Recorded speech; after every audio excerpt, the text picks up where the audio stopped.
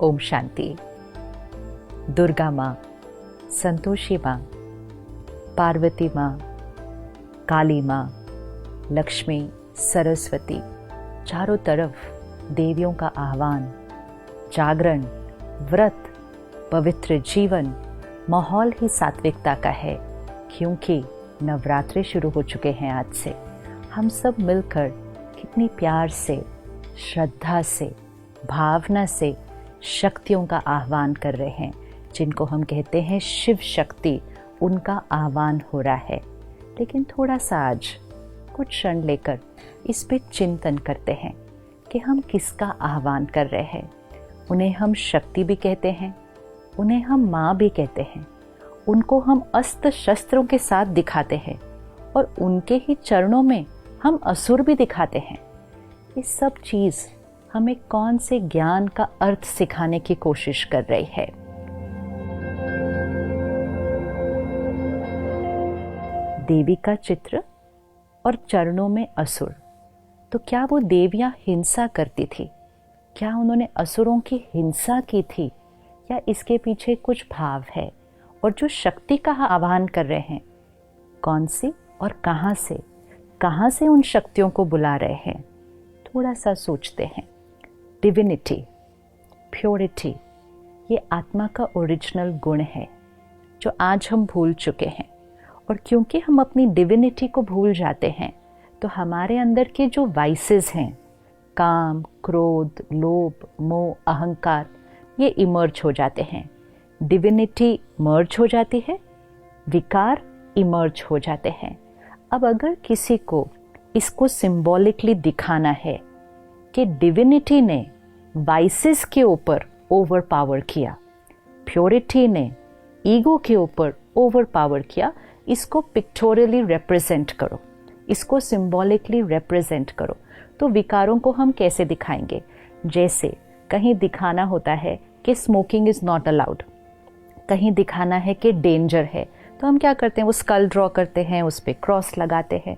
तो कोई actual school थोड़ी है, लेकिन सिंबॉलिक है कि ये डेंजर है। तो वो जो वाइसेस, वो जो असुर चरणों के नीचे दिखाए हुए हैं, वो कोई असुर नहीं है फिजिकल, वो हमारे अंदर की आसुरी वृत्ति, विच मीन्स हमारे अंदर की नेगेटिविटीज़, हमारे अंदर की रॉन्ग हैबिट्स, हमारे अंदर की वीकनेसेस, हमारे अंदर के विकार, jealousy, hatred, hurt, rejection, manipulation, control, domination, the list is long.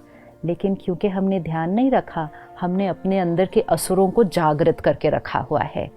अब वो दिन आया है कि हमें अपने अंदर की डिविनिटी को इन्वोक करना है। और जैसे जैसे डिविनिटी इन्वोक होती जाएगी, मतलब डिविनिटी इमर्ज होगी, तो वाइसेस अपने आप मर्ज होंगे।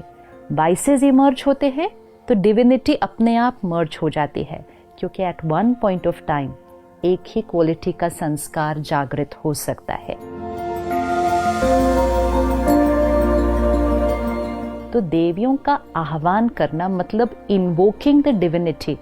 तो देवी वहाँ ऊपर से आह्वान नहीं करना है, अंदर से डिविनिटी का आह्वान करना है। क्योंकि हर आत्मा के अंदर डिविनिटी भी है और हर आत्मा के अंदर वीकनेस भी है। तो वो जो दिव्यता है, जिसको आज हम प्यार से याद कर रहे हैं, बुला रहे हैं, वो भी हमारे अंदर ही है। और वो जो असुर जो हम पैरों के नीचे दिखा रहे हैं, वो भी हमारे अंदर ही है। नहीं तो देवी, जिनके लिए हम कहते हैं 16 कला संपूर्ण, मर्यादा पुरुषोत्तम, अहिंसा परमो धर्म, जिनका अहिंसा धर्म था, उनको हम हिंसा करते हुए कैसे दिखा सकते हैं? और क्या देवियां अष्टभुजाओं के साथ पैदा हुई थी? अष्टभुजा, आज अगर आपके घर में एक बच्ची पैदा होती है जिसकी अष्टभुजाएं हैं, तो आप तुरंत क्या करेंगे? शायद सबसे पहले तो डॉक्टर वो सर्जरी कर देगा, क्योंकि वो अष्टभुजा कोई लिटरल फिजिकल 8 आर्म्स नहीं है। वो आत्मा के अंदर की अष्ट शक्तियाँ, 8 पावर्स ऑफ द सोल, जिससे वो डिविनिटी इमर्ज होती है। क्योंकि भुजा शक्ति का सिंबल है, पावर, यू से इज वेरी पावरफुल, फिजिकल, तो हैंड का सिंबल है।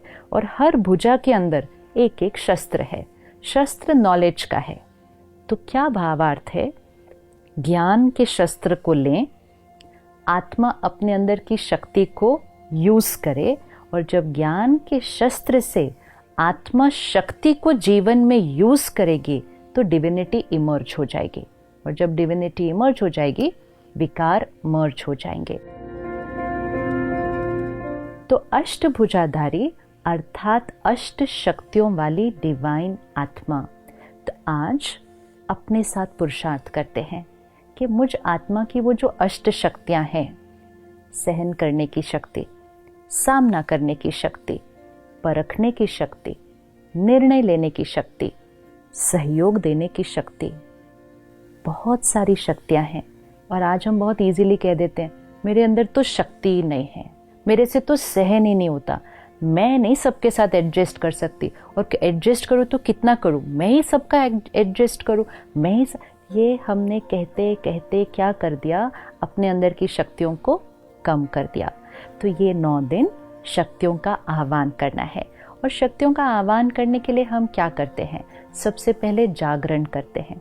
अब सोचने की बात है, देवियों को याद करना है, उनकी महिमा करनी है, दिन में क्यों नहीं कर सकते हैं? रात को जाग कर क्या करने की जरूरत है? क्या दिन में करने से हम देवी की महिमा नहीं कर सकते हैं? लेकिन जागरण मतलब अज्ञान की नींद से जागरण। तो जब इस सृष्टि पर कलयुगी अंधकार है, अज्ञान, इग्नोरेंस, डार्कनेस, जब अज्ञान है तब अवेकनिंग की जरूरत है। अवेकनिंग अर्थात waking up from that night of ignorance.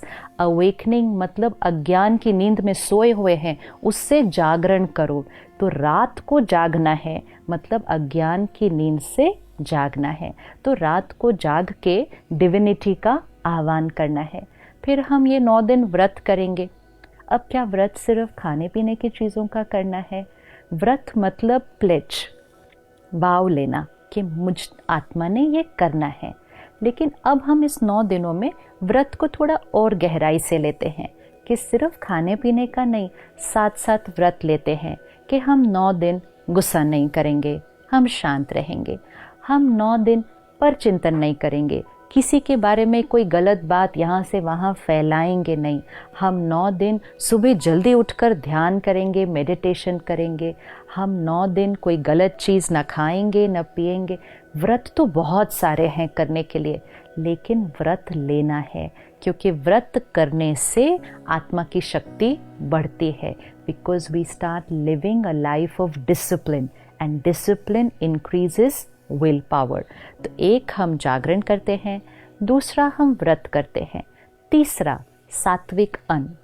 9 दिन प्याज लहसुन के बिना सात्विक भोजन बनाया जाता है।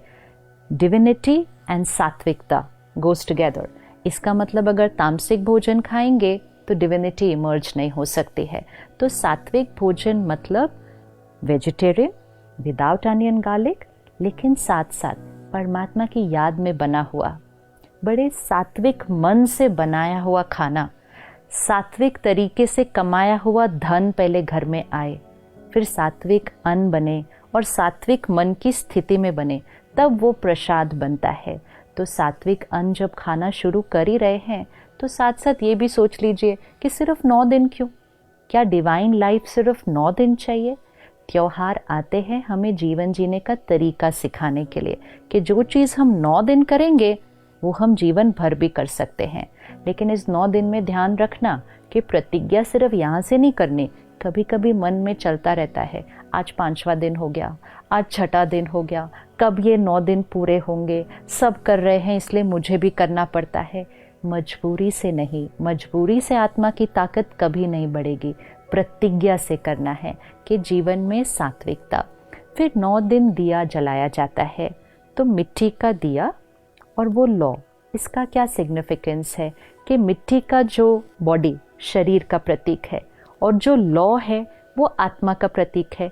तो 9 दिन दिया ज़रूर चलना चाहिए। तो जब मैं आत्मा हूँ, सोल कॉन्शियसनेस, ये जब इमर्ज होगी तो वो लौ जलती रहेगी, रोशनी उसके चारों तरफ फैलेगी एंड मोस्ट इम्पोर्टेंट, हम अपने जीवन में चाहिए से दिया की तरफ शिफ्ट हो जाएंगे। दिया जलता रहे तो जीवन शुभ होता है। कौन सा दिया जलता रहे? प्यार दिया, सम्मान दिया, सहयोग दिया, सबको दिया और हमेशा दिया, ये दिया जलेगा तो जीवन शुभ रहेगा।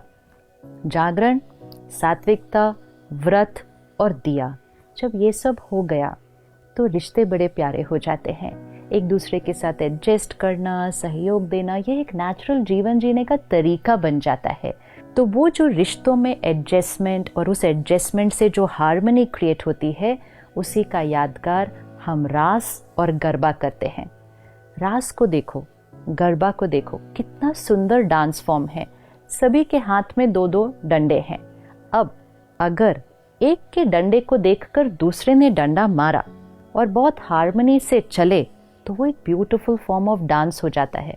अगर अपना ही डंडा मारते गए तो वो ही डांस एक युद्ध का मैदान बन जाता है। ये वो लोग हैं जिनके साथ हम रहते हैं, जिनके साथ हम काम करते हैं। उनके संस्कार को देखें, उनके संस्कार को देखते हुए अपना संस्कार यूज करें। अगर ऐसे करेंगे तो संस्कारों की रास होती जाएगी। लेकिन अगर अपना ही संस्कार का डंडा मारेंगे तो घर में भी आज युद्ध का मैदान हो जाता है। तो परमात्मा कहते हैं कि जो आत्मा जागरण करती है अपने विकारों से, व्रत लेती है जीवन में, और उसके जीवन में सात्विकता आती है और सोल कॉन्शियसनेस उसके लिए जो नेचुरल होता है, वो औरों के साथ संस्कारों की रास करती है। तो अगले 8 दिन हम सब रोज मिलेंगे और सिर्फ देवियों का आह्वान नहीं करेंगे, अपने अंदर की उस दैवी शक्ति का आह्वान करेंगे। हर रोज हम आत्मा की एक एक शक्ति को लेंगे कि उस शक्ति को कैसे मुझे अपनी लाइफ में लाना है, कैसे उसको इमर्ज करना है, कैसे उसको प्रैक्टिकल लाइफ में यूज करना है, और साथ साथ वो शक्ति कौन सी देवी का प्रतीक है और वो देवी हमें क्या सिखा रही है। तो अगले 8 दिन हम सब मिलकर सही मायने में नवरात्रे मनाएंगे। ओम शांति।